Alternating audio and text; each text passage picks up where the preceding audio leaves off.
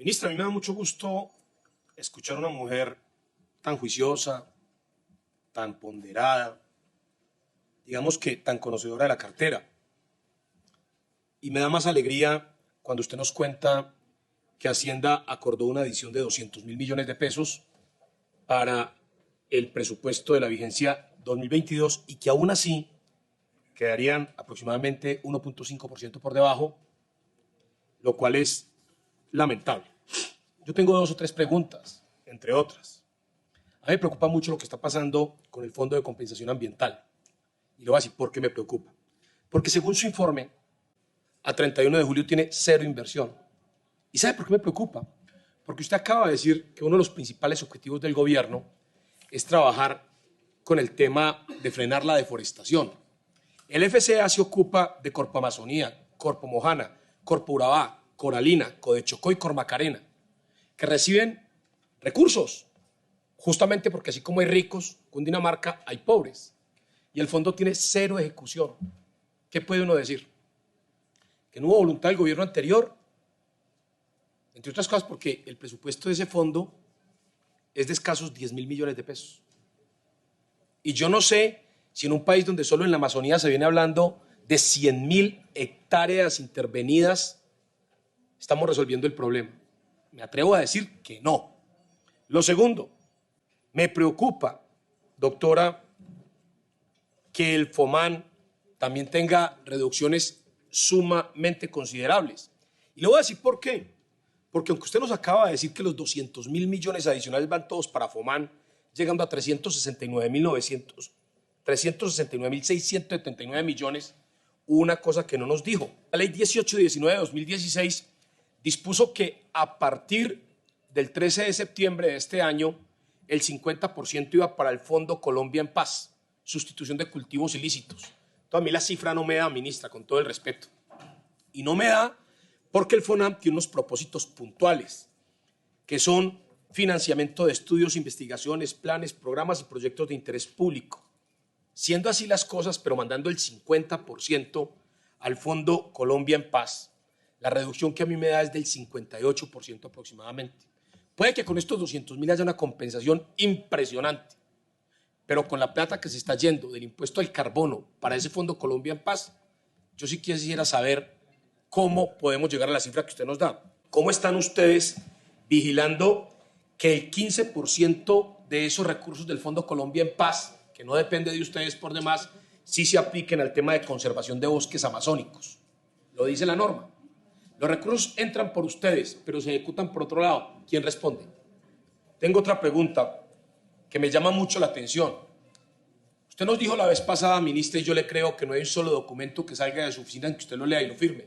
Me quedó clarito. Pero resulta, ministra, que usted nos dice que la única corporación que accedió a recursos en municipios PED fue Carsucre. Y hasta ahí yo le creo. Pero resulta que también nos dijo que el FCA era el responsable de 5 proyectos por 9.197 millones en territorio PED año 2022. ¿Cómo hace el FCA para ser responsable de 9.100 millones cuando en su informe nos dice que tiene cero ejecución? Explíqueme eso para yo entenderlo. O hay ejecución o no hay ejecución, pero algo ahí no funciona. Me gusta mucho, y con esto termino, presidente, y no me quite la palabra, que esto es muy importante. Los objetivos del desarrollo sostenible están presentes en varios de las respuestas que usted nos da sobre especialmente el tema de agua potable y saneamiento. Y yo tengo una pregunta, hay un programa que ama saber, ese programa de saneamiento de vertientes. ¿Sabe por qué se lo pregunto? Porque la mayoría de esos proyectos tienen asignación de recursos por medio ambiente o por Ministerio de Vivienda para PETAR y para sistemas de tratamiento de aguas residuales. Y le voy a dar este solo dato. Hay sistemas que hoy tienen menos del 1% de avance con recursos asignados hace 2 años. ¿Qué vamos a hacer con esos elefantes blancos que son hoy las PETARes y los sistemas de tratamiento de aguas residuales? Doctora, me alegra mucho que el tema del cambio climático o los programas de cambio climático tengan un aumento del 38%, porque creo que eso va en sintonía con lo que ustedes hacen. Como también me gusta el tema de que usted nos informe que le va a buscar una fuente adicional de ingresos al IDEAM. Pero sí tengo una pregunta. ¿Por qué las transferencias del IDEAM bajan de 4.100 millones a 315? ¿A quién se hacen y por qué bajan? Y hay un tema que sí me llama mucho la atención. En 2022 había un rubro que era el 3205, Ordenamiento Territorial Ambiental con recursos por 144.000 millones. Díganos cómo ha funcionado ese programa y por qué en la vigencia 2023 no aparece ni el programa, ni el rubro, ni los recursos. Y estoy hablando de 144.000 millones. Pregunta, ¿cómo se entiende que hoy las empresas de acueducto y alcantarillado que tienen su materia prima en los páramos, en los parques nacionales, en el agua, tengan ingresos en el caso de la empresa de acueducto y alcantarillado de Bogotá por 2 billones de facturación? Barranquilla 618.000 millones, Bucaramanga 234.000 millones y el ministerio que es el que tiene que hacer la inversión no tiene recursos ahí. A lo más, las corporaciones una pequeña parte, pero ustedes no. Doctora, ustedes dicen, el gobierno, que viene pensando seriamente en suspender las actividades de exploración de hidrocarburos y gas en Colombia. Y la pregunta debería hacerse a la ministra de Minas y se hará aquí el miércoles que viene.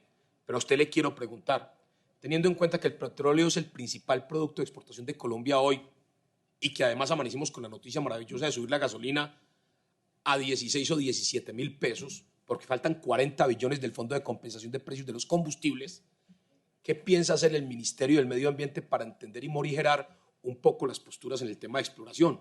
Habrá temas que hoy no es objeto traer aquí como el fracking y cosas de esas, pero la pregunta es, ¿de verdad vamos a acabar de una vez por todas con la exploración en un país que hoy necesita esos recursos? Muchas gracias, señor presidente.